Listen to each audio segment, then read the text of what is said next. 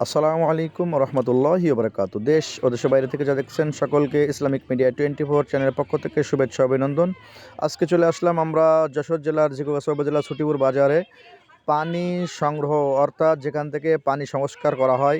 আপনারা পানি খেয়ে থাকেন, সুন্দর সুন্দর পানি, যে মেশিন দিয়ে ওয়াটারটাকে পরিষ্কার করা হয়, মেশিন দিয়ে যেগুলো পানি সংস্কার করে আমাদের মাঝে দোকানে দোকানে আমরা বাড়িতে খেয়ে থাকি, ফিল্টার পানি যাকে বলা হয়। এই দেখেন, এই হচ্ছে সেই মেশিন, অনেক সুন্দর। আজকে ওলামা ইকরাম চলে আসলাম একসাথে এই মেশিনের পানি কিভাবে সংস্কার করে এটা দেখার জন্য।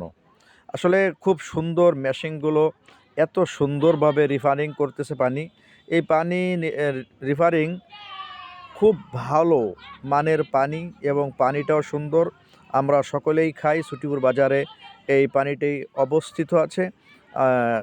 ছুটিপুর কাউন্সিল পাশে, পরিষদের পাশে, ইউনিয়ন পরিষদের পাশে। এই দেখেন কত মিটার, এটা মনে হচ্ছে 100 মিটার হলে এই পানিটা সংস্কার করা, রিফ্রে করা ঠিক হবে। এই যে কাঠগুলো, যাই হোক, এই মেশিনটা দেখছেন, এ হচ্ছে সেই পানির মালিক, যিনি আমাদের সামনে বসে আছেন। আমাদেরকে বললো যান আপনারা একটু দেখেন কেমন আছে।